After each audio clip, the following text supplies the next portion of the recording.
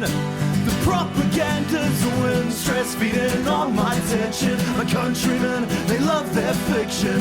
Words upon now, it's made with good intentions. Hi everyone, welcome to a special episode of One of 200. In my opinion, the preeminent independent politics and media podcast from Aotearoa, New Zealand. Kyle, the main host, is away, so the other co-host will play. And by other co-host, I mean just me, Ginny. I'm going to be talking about an event that has gripped, or maybe not so much gripped, sort of slightly made some waves in news for us over the past turbulent couple of days of the holiday season, the Manage My Health data privacy breach. So I am joined by Marcus, who's going to introduce himself as someone who has been covering this breach very, very helpfully on Blue Sky and providing some comment when necessary to the press. So, Marcus, tell me a little bit more about yourself, or tell our listeners about yourself, whatever you want to share, and what your interest in this breach was, or sort of how it kind of kicked off. Yeah, sure. Hi, I'm Marcus. I'm a software developer. I don't work in cybersecurity, but I have a passing interest just as a general hobby of computer interests. I have worked with some cybersecurity people. I also do incident response as part of my job, so there's a bit of that kind of crossover of looking into problems and trying not to speculate too much. The thing that kind of got me into it was a coworker of mine had sent me an article mentioning the breach, some very light reporting, and I have a vague idea of kind of how to find these things, where they would get shared and so on. To be clear, not the breach, but a ransom post saying there's intent to do a sale of a data set for ransom is not paid. And then kind of nothing happened. Like there weren't really any updates from the media, or there wasn't actually at that point acknowledgement from the New Zealand mainstream news outlets. There are these trackers, like news websites, who kind of track these breaches, and they had posted Hmm. about it. And I kind of just got annoyed that there wasn't much information, so I wasn't really looking to put on a temporary journalism hat, but just sort of started posting what I could personally verify and, without speculation, sort of say with certainty. Well, that's great. I mean, that's also one of the fundamental ethos behind one of 200. People just don't report on stuff very well here in mainstream media, with some main exceptions, which I'm sure we'll run through later on in our coverage of this. But for those who aren't super up to date on what exactly Manage My Health is, I'll keep it really, really simple. It's essentially a patient portal that's run by a private company, and it's kind of like a centralized place for you to keep your medical data, which your health providers can access. I am a Manage My Health user. Just FYI. So when I heard about this breach, I was like, great, so nice. Essentially, if you're a stranger to it, or if you're an app user like me, you can use the app to message your health providers, request prescriptions, access your health records, stuff like mole maps, prescriptions, and whatnot, also like referral letters, and book appointments. If you go on the Manage My Health website, there is a very, very large banner on it, midway down the page, it says that your information is encrypted and stored securely. Obviously, not really the case this time. I've seen some people make comments about Manage My Health. I know that Manage My Health is a Te Whatu Ora partner, but Manage My Health isn't run by the government, just to be super clear. I've seen it floating around that it's like, a government managed thing. It is absolutely not. It's a private company used by GPs, and often I think I read somewhere that GPs and people providers using it actually upload stuff to the app via integrations. So not like interfacing with the app directly. So it isn't run by the government, but it is used by providers who are part of New Zealand's public healthcare system. Marcus, have I missed anything about Manage My Health?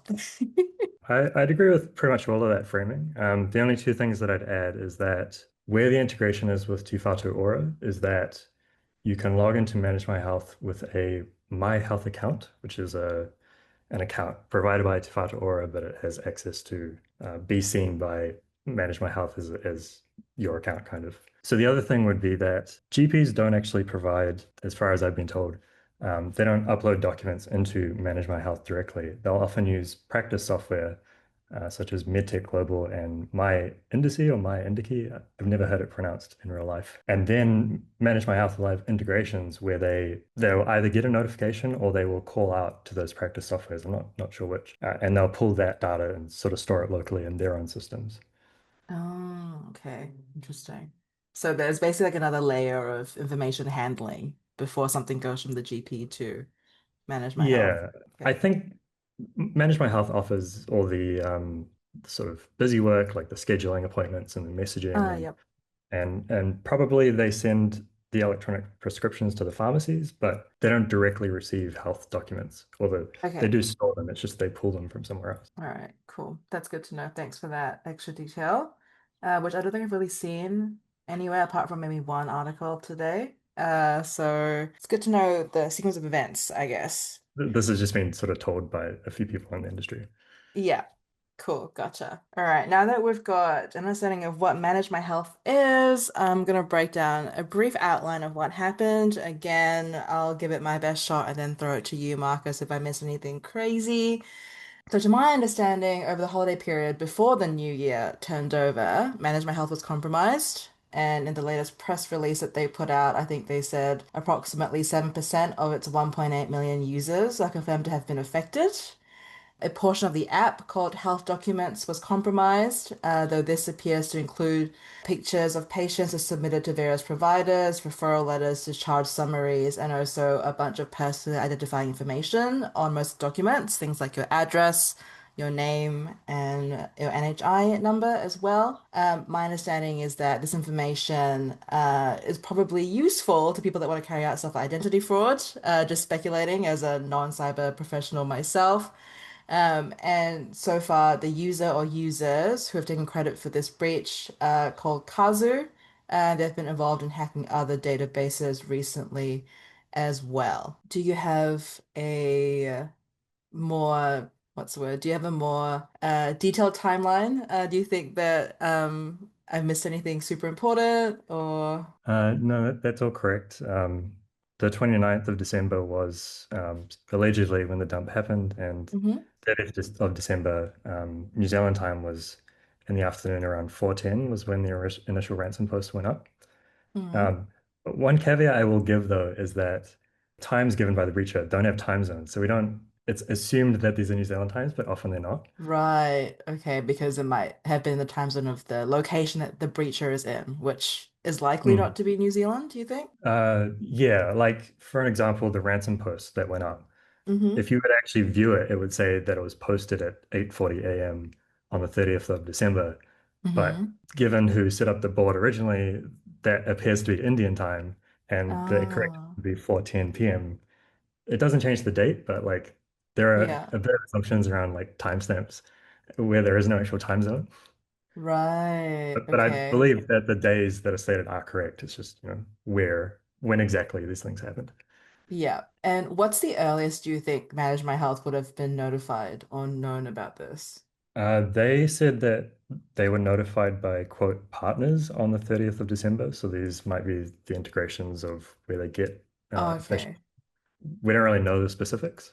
Mm-hmm. Allegedly, the breacher claimed that they had access or they knew about whatever the exploit was for at least a couple of weeks. Oh. The implication is that they may have fetched a couple of files as a test to verify that there is an issue, Hmm. and then actually waited. They claim that they give Manage My Health a chance to fix the issue. They don't specify, but I assume they mean that possibly if there were forensics, that there may have been like one or two hints. But if these things Mm. don't happen at scale, it's not like there's a flashing light or anything. Yeah. But yeah, they allege that the actual dumping of the information happened on the 29th of December, Central New Okay. Zealand time.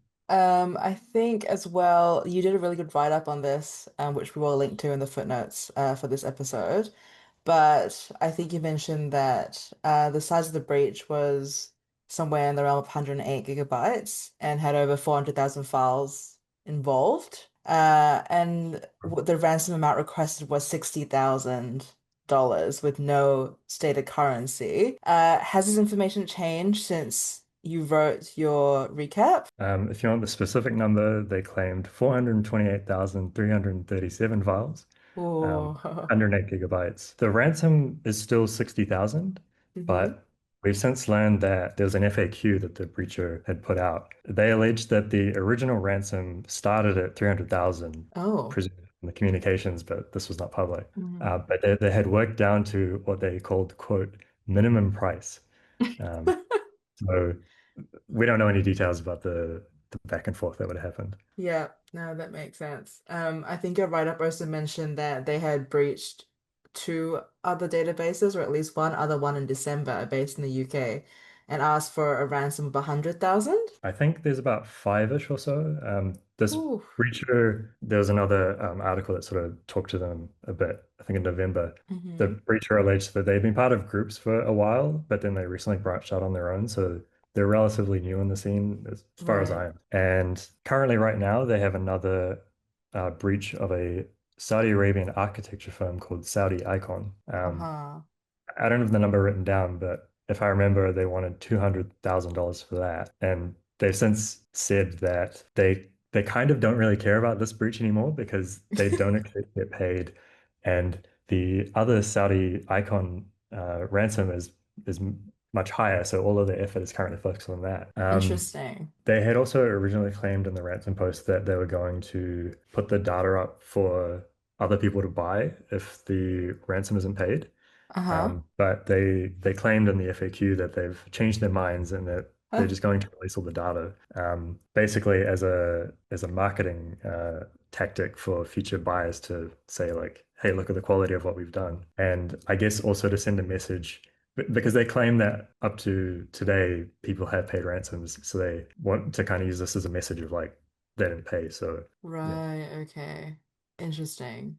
So like the ransom as a stalking horse almost, like using the manage my health breach as like a way to prove their credentials to get a higher ransom potentially for the Saudi architecture firm breach. that could be one way to look at it. I couldn't say.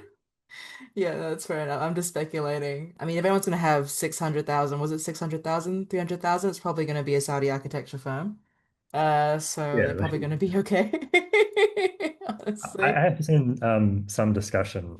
I can't really say whether it's reasonable, but Yeah. you don't want the ransoms to be too high because then they're unattainable. You kind of probably want them to be in the sweet spot of like only 60,000. Like, why don't they just pay it? Not only because the victim might rationalize it that way, but also the citizens or those affected will then put pressure on the victim to say, why don't you just pay it? Yeah. You've got money. That's true. That's true. Yeah. We'll go into the response a little bit later on, but I just want to quickly move while we're still talking about the details of this breach. I know this is all idle speculation, obviously. Neither one of us are cybersecurity professionals. But I've seen there's already been comment to RNZ that the cause of the breach is probably a vulnerability that's basic, well-known, and preventable. I'm directly quoting from Keith over here at the moment. What do Mhm. you think this could be? I know, again, this is just best guess stuff. I know you mentioned it potentially being an object storage systems issue. Could Mm. you explain, like the audience is 15, what exactly that might be or what that would look like? Sure. So it's quite interesting reading the press releases. Obviously, they're done by a PR firm, but Yeah. I kind of don't quite know to what level to read into it as far as like they've specifically said this and not this, but is that because they're kind of non-technical or is it because they're being very precise about the Mm, technicality of what's happened?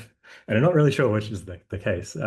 But so they've confirmed that the quote core patient database has not been affected. mm, The implication is that there's one database. I don't know, but basically we'll rule out the database just for the exercise. mm-hmm, We don't necessarily know that they use object storage. A way to think about object storage is just it's a file with a bunch of folders, basically.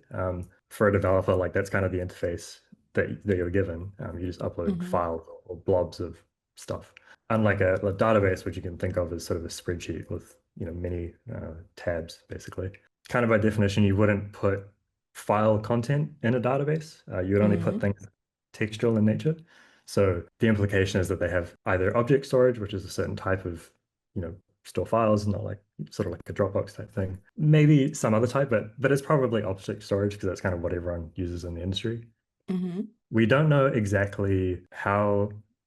Okay, let's assume for a minute that it is object storage. We don't know how that it was accessed. The reason I say that is that a common issue that has happened quite a few years ago now, but there was a long run of breaches that had happened because while the application itself might be secure, like you need to log in with a password and 2FA and all that, mm-hmm. the back end of the application, the you've got your nice filing cabinet, but the back of it looks like shit because no one's going to see it. Um, Yeah. Sometimes the object storage would just be publicly available on the internet. Anyone who knows the URL, I mean, you still have to know what the URL is, but some of these things are crawled by Google and such. Sometimes if you just go to the URL, it just gives you a list of files and then you can download those. Now, to be clear, that is not necessarily the case here. We don't know. But there have been a number of breaches in the past where that has simply just been the data is on the internet, just for Hmm. anyone. Personally, I'm not entirely convinced that that's the case, mainly because they had said that health documents was compromised, and at least in my mind, there's probably no reason to state that the app is compromised if it's a public bucket because that doesn't involve the app technically. So I mean, I've already written it, so I've already speculated as little as I will, but I think it's probably something like they got access that they logged in maybe with their own user and potentially they were able to see a list of files for, say, Hmm. a clinic or something, and then somehow they were able to download various files. The reason I say a list is because all of the file names that were in the samples they're all random. They're not like you couldn't guess them. So Okay. by definition, you need to know What you're what looking are the for. files that exist to then go and fetch them. Mm, okay. Interesting. Interesting. Well, thank you for that explanation. That's really useful. At first, I think if listeners want to read more about this, like I said, we will link Marcus's blog post in the footnotes to this, and he goes into a little bit more about file name, structure, and information like that, which I think will be cool if you have a head for those kinds of things. And just before we go into the response from the media in terms of reporting and also from any partners, I want to, I guess, take, I don't want to say pivot because it is related, but just on the topic, as we've just talked about files and information and data that's been available or was uploaded to prove that they held this data essentially. I think it was reported by the Post that data had already previously been posted of this nature on the dark web about patient medical details. And while the download link to that compromised information was removed, I think earlier this week, MMH confirmed that it was aware that data from its database had been posted. I guess kind of confirming that that data was from its database. And it has also since confirmed that it has been granted injunctions from the High Court preventing third parties from accessing that data. But I think you don't really need to be a techie to know that if it's data breach here, the horse has already bolted.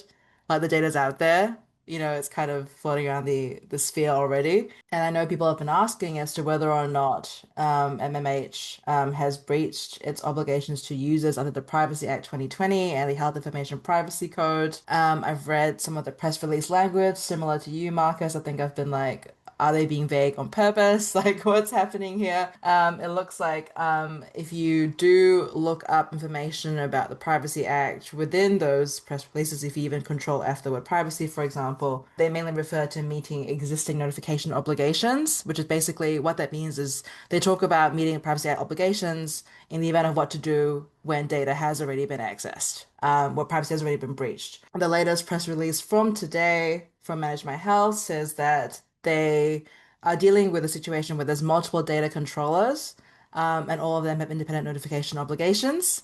And so they're taking their time to, well, not taking their time, but how do I say this? It feels like a long ass time, pardon my French, because they're trying to coordinate to ensure that they meet all legal obligations. So essentially, they're saying situation ongoing.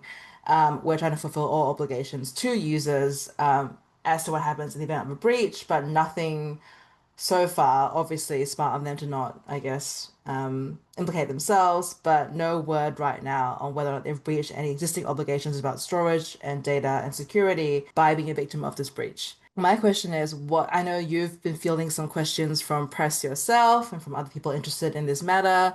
This privacy thing, has it been a top tier concern? Have people asked you about what you think the privacy implications are? What are your privacy concerns specifically around this? I mean, the main concern, I guess, from the technical side is scammers using this information. I'm not entirely convinced that anyone will go to the effort of, I'm going to pick a couple of specific people, and sort of learn about their medical details and craft some sort of thing. maybe like more high profile people. That said, given that LLMs are getting quite good, there is a potential case of you don't really have to go to the effort anymore. You just feed a bunch of documents in and say, hey, can you like write a personalized scale letter? And then it can kind of go through and just sort of compile it all. I Yeah, think that's very well within the realm of possibility. I Whether see. that would work, I don't know, because most scamming is like a volume game. Uh-huh. Only a small percentage of people are going to fall for things, so you want the most amount of people possible. And whether you spend the time, well, I guess that's the thing is if you use something like an LLM, you kind of it doesn't really take that much time nowadays. But yeah, other things, identity fraud. We know that there were two overseas passports, no other IDs that I saw personally anyway. Mm-hmm. Uh, but beyond that, just like the general anxiety of people of, my life history is out there. You Yeah. have like a disgruntled ex or a stalker or something who goes and learns about all your sort of darkest secrets. It's pretty much the worst possible thing that could happen to someone. Right, yeah, that's true. And I think as well that you mentioned in your write-up that there were photos that were exposed as a part of this breach as well. Yeah, there was a mole map report, which was the naked torso and bottom with underwear of a man. Yeah, yeah, yeah, No yeah. face. I don't know. No, Yeah. nothing identified. Got it. Yeah. But I guess I think a good point you brought up earlier, at least in your reporting, was that there's still so much information of each individual that's on things, like referral letters, for example. Like you've got people's full name, you've got their insurance numbers and stuff like that. So it's quite a variety of data types, I guess, that's been exposed in this breach, which people are understandably really nervous about. And I think that the nervousness that you describe has probably, at least in circles I've been a part of discussion-wise, been amplified by what seems to be a really, really slow response from Manage My Health about the whole situation, or at least a not very wide-ranging response. I know they put out a press release on the 3rd and one again today, but considering that the breach happened as early as the 30th and there was pretty much radio silence over New Year's, it's been tough. It's been tough. And I know that the reporting from RNZ, from staff, and from the Post has been trickling out the past couple of days, but still feels like there hasn't really been enough. Keen to get your thoughts, I suppose, on the pace of the reporting that's been done here and the pace of the PR commentary. I know you mentioned yourself that you had put this information out into the wild when it came to what you know about the breach, but it had been slow to be picked up on by media. Yeah, I mean, I guess to be fair, it is still Christmas. True. And you know, I'm not paid to do this, and I will happily skip breakfast. Um, Yeah.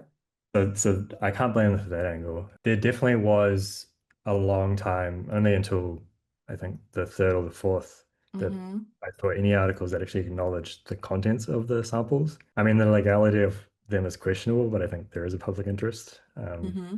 And there have been, particularly today, there was a good article from the Post around they actually went to the Manage My Health Auckland office, tried to contact the CEO. Okay. On the technical side, pretty much no real commentary. There are a couple of, I won't name anyone, but there are a couple of commentators who either were asked to appear in the media or, this sort of people who have a company who sell a thing and they write a blog post. Yeah.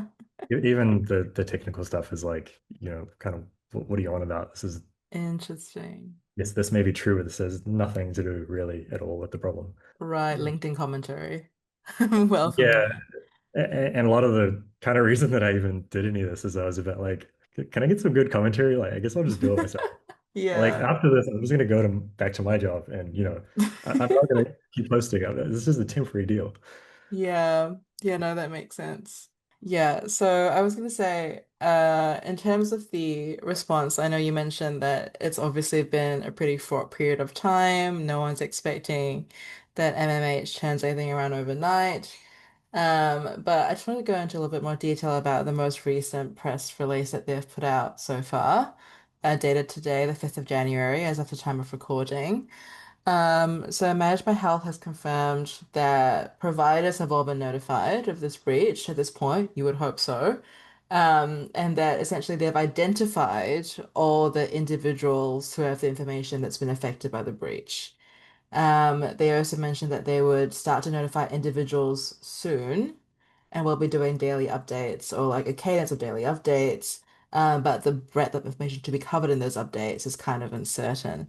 So I guess my question to you is, I know that we're giving them some grace. It's been a hectic period of time. This is an unenviable thing to happen to anyone. But I guess, is that enough from your perspective? Like, what would you be wanting to see as someone if you had your data breached in this way? What would you be wanting in terms of cadence of updates? A little bit, maybe a little bit more beyond, we know who's affected and we'll probably tell you over the next week. Like, what's the ideal blue sky scenario here for this kind of data breach? What would you want to see as someone affected? Personally, I was a little disappointed. They were doing daily updates, but then they said, we'll contact you when there's information. I think Yeah, I would prefer, even if there's nothing to share, just like once a day, just to yeah. say like we're doing stuff. Mm-hmm. There's not really much known about the response, but the way these sort of things will happen is they'll contract like a forensics firm, Mm-hmm. cybersecurity firm, and then they'll sort of try to recreate from like logs and things, sort of a series of events that happened.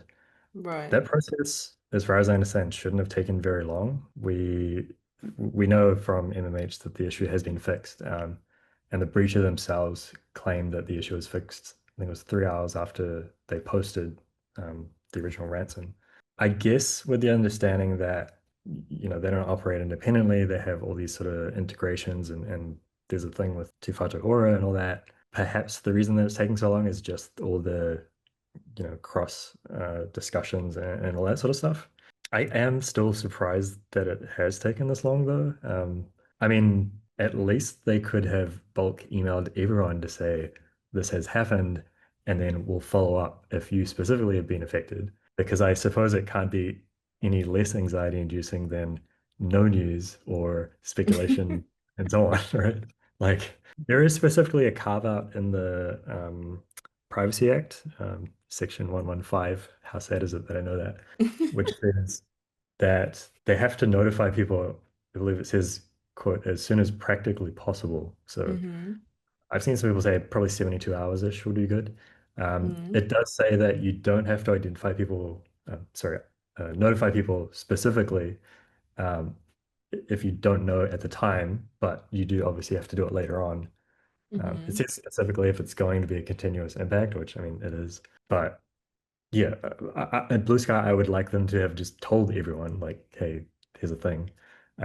Not put it on the website and all that, like actually reach out to people. Some more technical details would be nice. I mean, I understand that the majority of the audience is not technical, but all you're doing is inviting scrutiny, saying the core patient database is intact. Well, this is the kind of thing is like they've said a lot of things of what's not affected.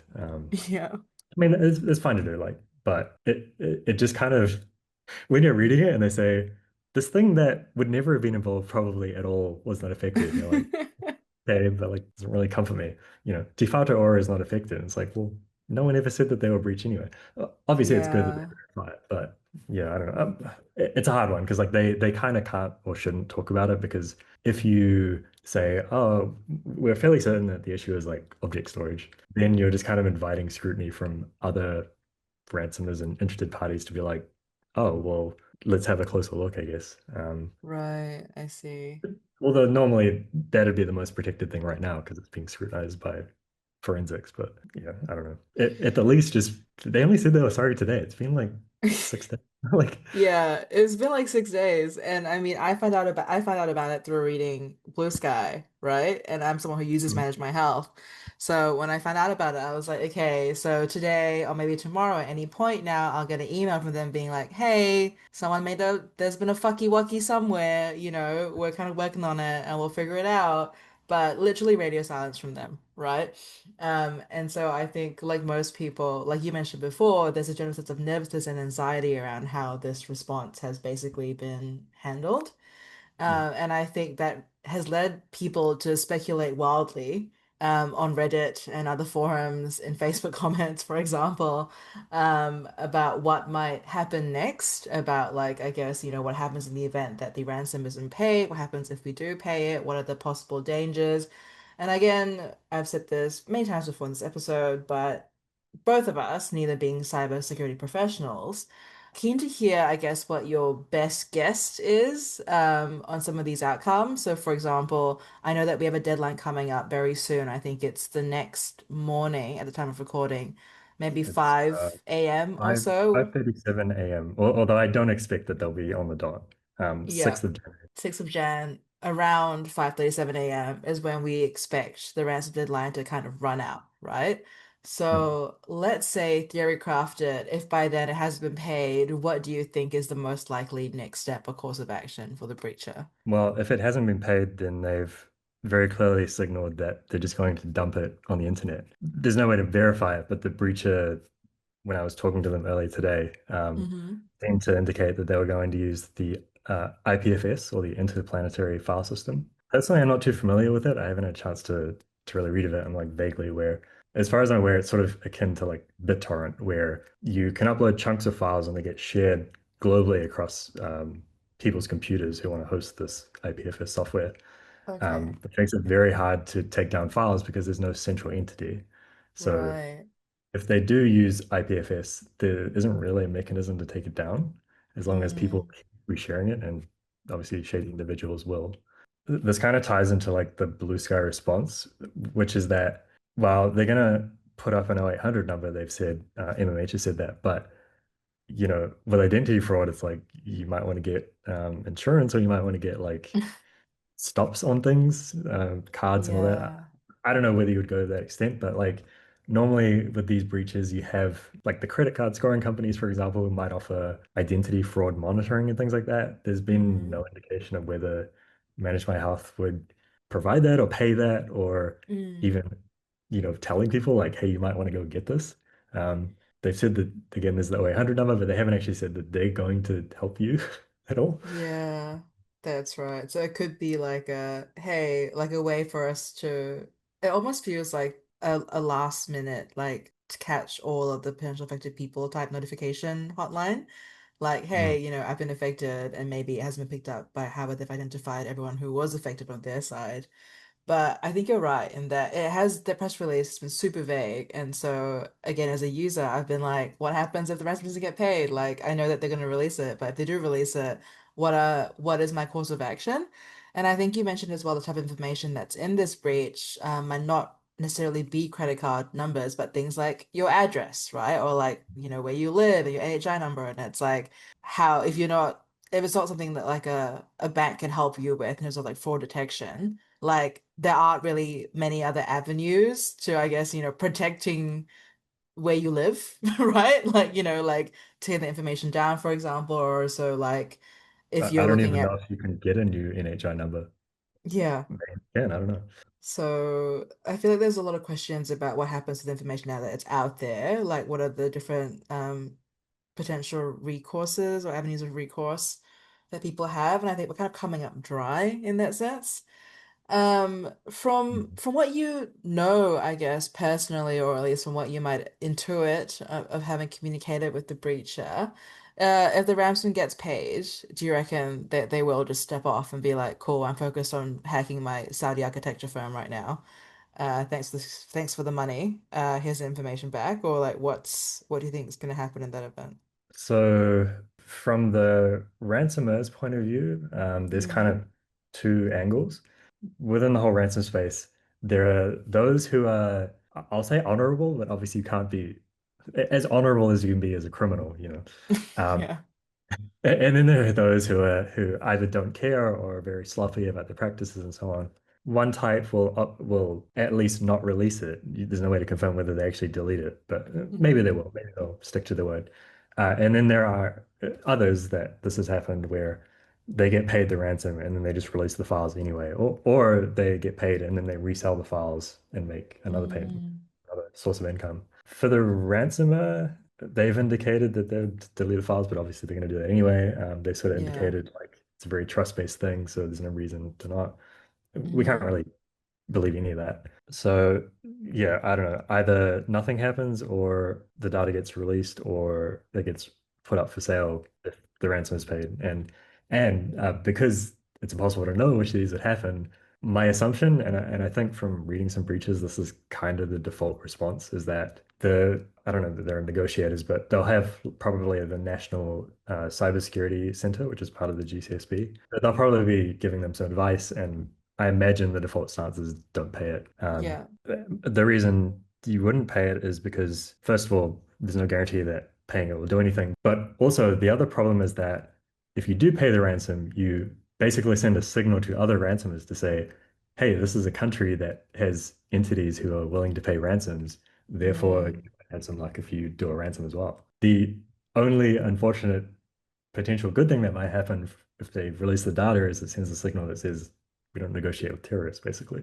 It's complex. It's complex. It's complicated, and it's not even the only breach that Kiwis are being bombarded with recently. I don't know. As of recording this, this is fresh news, I suppose. Even though it's something that happened prior to the new year during the holiday season. Again, very similar to this breach. There was a Neighborly hack when people found users of Neighborly had their names, email addresses, and GPS locations. By that, I mean their home addresses, up for sale on the dark web. In this RNZ article, it's kind of vague as to where it was happening, but yeah, on the dark web, quote unquote, this is happening. It's been confirmed so far by Neighborly, even though the story is developing, that the breach has been contained.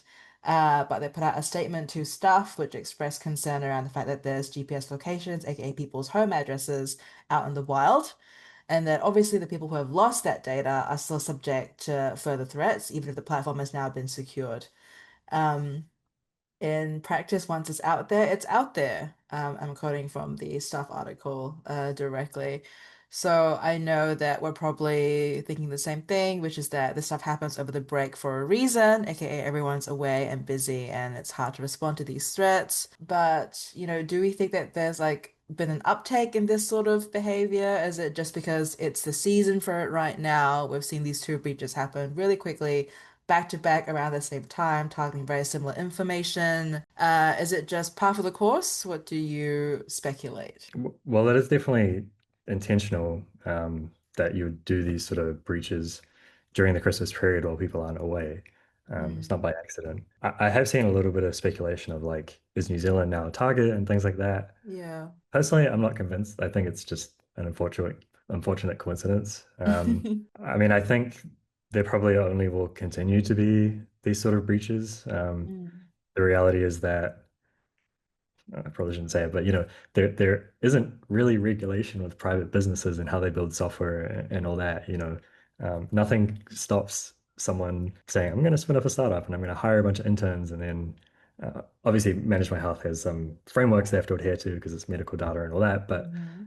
if we're talking general things, like I don't think there would be any kind of government regulation for like a neighborly to say, you must have this and that. To be clear, there will be other potential regulations, like if they directly wanted to process credit card statements, they have to adhere to certain standards, or Mm, if they want to get like what are called SOC 2 compliance and ISO 27001, yeah. that'll say all sorts of things like you must have a way to identify people, which is why people wear badges, and you must know kind of all the issues that could happen with your systems. But those things aren't, you can never guarantee it because there's just so many people doing so much stuff, and you can never know what everyone has written and police everything. So you can never 100% guarantee security. Like it kind of, Yeah, that makes sense. I mean, I saw some commentary from people as well, which to me seemed a little bit, I don't want to say uninformed, because I'm not a professional myself, but I saw some speculation around stuff potentially people were saying, and by people I mean lay people, to the best of my knowledge,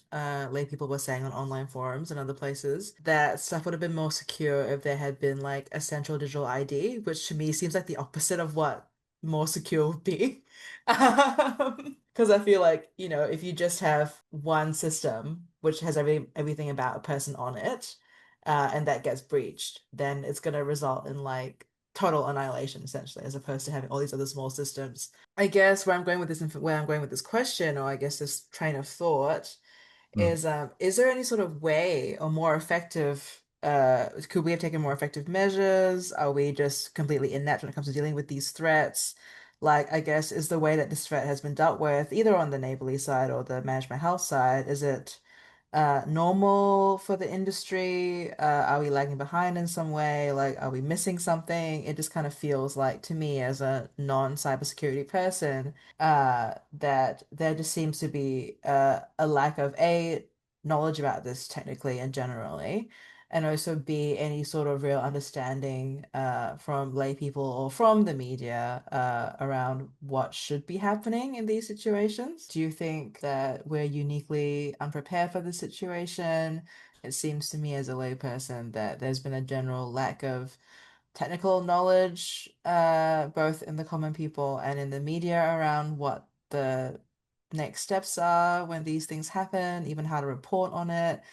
I know that these breaches happen all the time in various other places and to various other companies, but it seems like, at least from my perspective, we're woefully unprepared this time.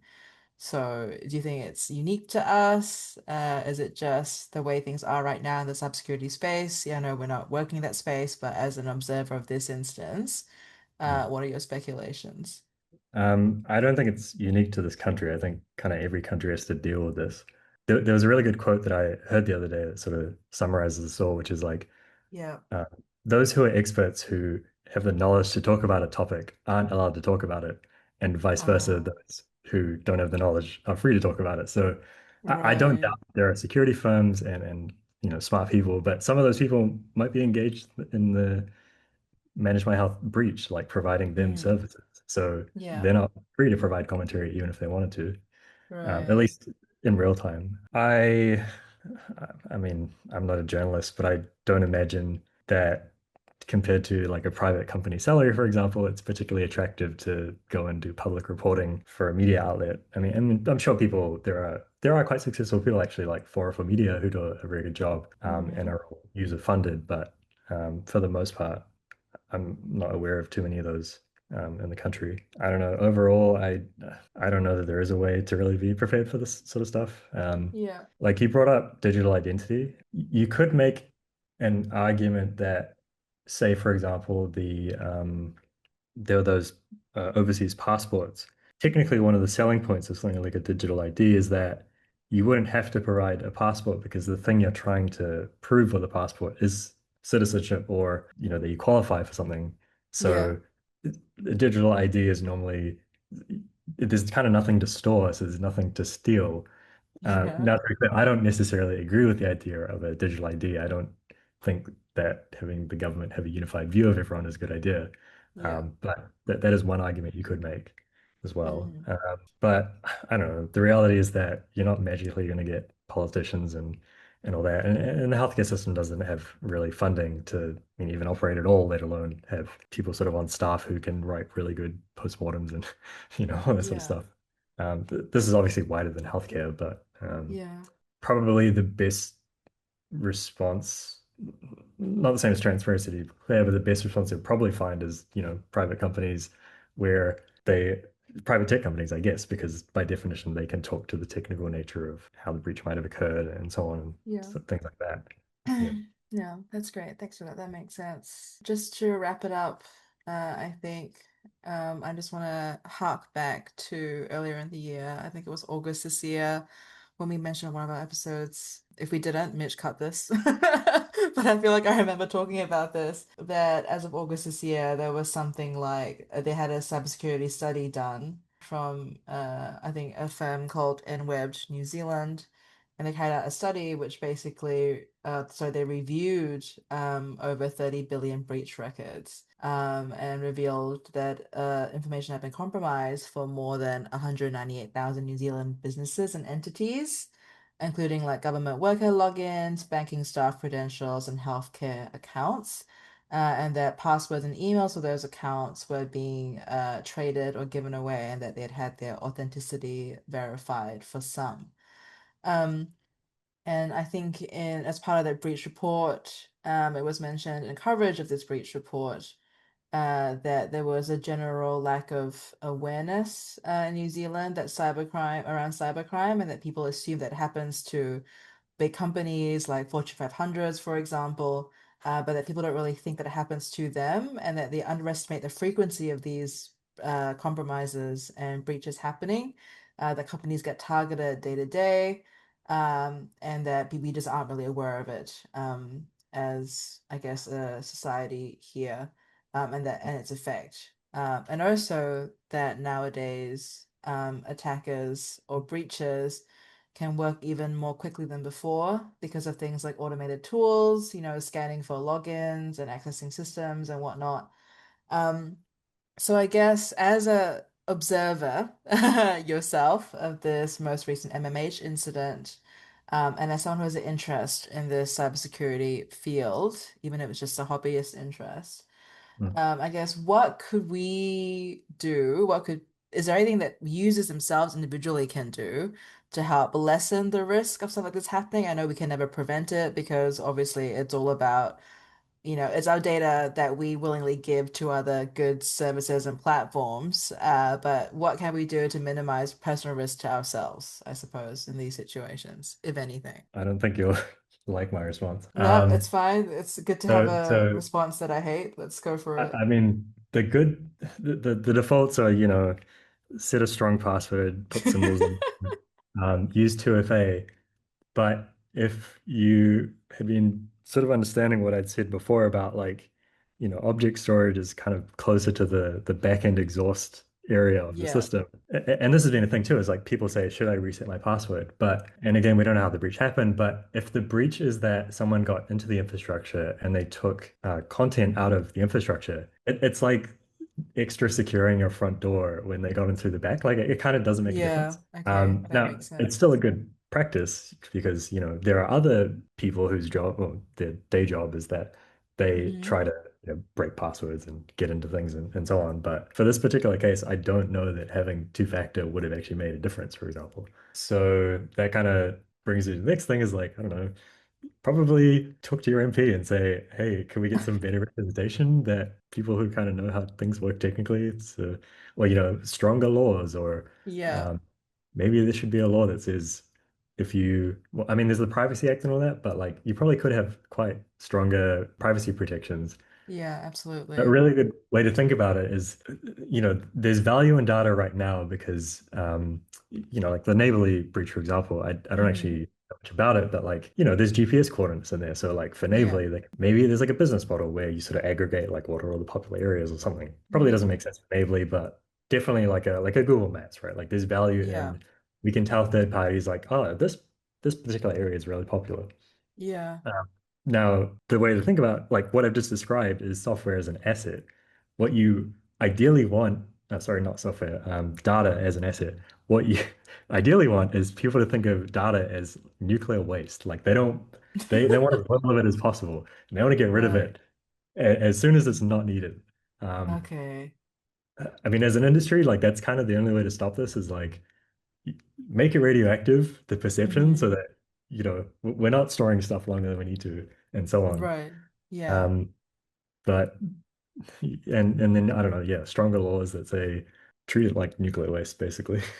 Have have, have a fine that's not like 1% of someone's salary of a CEO or Yeah. something.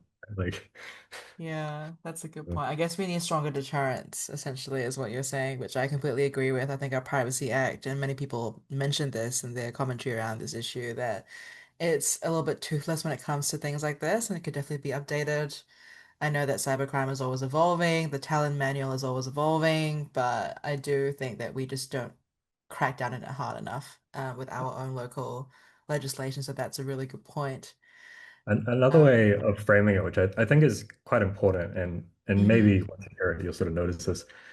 There's this idea of like you have companies who like so you have software companies who happen to be in an industry, and then you have Hmm. companies who happen to have to make software. Yeah. So, for example, there are some healthcare companies where it's like they're software companies who get really good at the software space. And then you have healthcare companies who happen to have to make software or interact with digital systems. And it sounds like the same thing, but it's really not because the difference is like a software company will obviously invest in software and ideally resilient architecture and all these strengths and all that. Whereas Hmm. if you're not a software company who has to do software or IT, you're probably going to be staffed by, executives who don't even know what the fuck a computer is I don't know if I can swear on this podcast, but No, you uh, definitely can. and like won't be thinking about any of this. It Mm, doesn't keep them up at night because they don't know about it. So in my mind, the way that I think about Manage My Health is that they're a healthcare company who happen to make software, but they're not a software company who happen to be in the healthcare space. yeah. And I think it makes a very important difference. Not that software companies are inherently better or whatever, but I imagine that they will be a little less prone to these sort of issues, or at least better equipped to communicate about them. Yeah. And I think the communication is a really key aspect of the general problem that we loop back to, right? It's like awareness, understanding, and also There, expectation setting. there was a, I think it was News Talk ZB interview with the CEO, and like he said some things that I'm like, that doesn't technically make sense. Which I don't know, like it's probably fine. Someone else is crafting all the comms and all that, but like Yeah. it's the difference between that and someone who's like, oh, I actually understand this and I can communicate it and like, things like that. So Yeah, 100%. I definitely think the face who does communicating makes all the difference in terms of technical knowledge. So I completely agree. to be clear on the Um, flip side, I'm not advocating for every company to be a software company because it's gonna trend for like insane right-wing people or something like that. Like yeah, we there's don't want like not a everyone, million not everyone's Palantirs. what I'm saying is you don't want more like Elon's, but you want some sort of reasonable middle ground. Yeah, no, that makes sense. Hey, well, really appreciate coming on for today's episode, Marcus. I was given the mandate for it to be a quick summary. I feel like we've over-delivered, which I think is awesome because again, we're doing it mainly to get the word out there around accurate reporting around the MMH issue, and also just to give people more context for the media landscape around covering these cyber breaches. So thank you so much for coming on. I really appreciate having you here with me to talk through this stuff today. It's been really good having you. Yeah, you're welcome. I think one thing, maybe I'm overblowing it, I don't know, but No, it's go for probably it. important to mention that as of the latest release, there's been a injunction granted to manage Mm-hmm. my health. We don't know what the text of it says. Mm-hmm. It would be very silly to do it, but it's not impossible that it might say, people shouldn't report on it. I'm pretty sure it'll just say, you know, don't access the data, but Yeah. I'm just going to mention that just in case. That's fair. We'll see how it shakes out. But yeah, no, thank you so much for coming on, Marcus. Appreciate your time. And if the people want to find you on the internet, where can they find you? How can they find you? Do you want to be found? The funny thing is, I kind of by sharing some of the breaches stuff, I blew my pseudonym, so they even know I don't have any reason to think that they're going to care. Uh-huh. You can find me at UTF number 9k.net. Yeah. I don't know, you probably just Google my name and then developer or something. Um, I don't use LinkedIn because I'm not an insane person, Yeah. but that's pretty much it. Smart I, choice. I'm on Blue Sky as well, is bluesky dot is it .net/profile/UTF9k.net, I think. It's bluesky.app/profile/utf9k.net, but honestly, Well, close enough. probably in the footnotes, I don't know. Yeah, I'll put in the footnotes. We'll link to everything in the footnotes. You can find me, your co-host, Ginny, on every single platform out there, apart from LinkedIn. Don't look for me there. I'm eggsfordogs.com on Blue Sky and everywhere else as well. Even on the cursed Elon app. I'm trying to leave it so hard, I promise you. It's just so difficult right now. Um, this has been another great special episode of 10200. Thank you guys so much for tuning in. And we hope that you'll be tuning back into our current affairs podcast that will be kicking off again in 2026. And you'll have Kyle, your normal primary host, back soon enough. Thank you so much for your time, everyone. It's been a great night. Thanks from me and thanks from Marcus, and we hope to see you again soon. If artificers are, then I'm living a pointless life, but learning all your lessons. Fucking politics, there's no distinction. The roads apart now. It's paid with good intentions, and I'll admit that I'm at a loss for what to say when they quote this as a cost we ought to stay.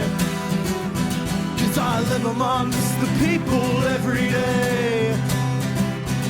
This vindictive, forgetful fucking rain. It feels like we're on the road to hell.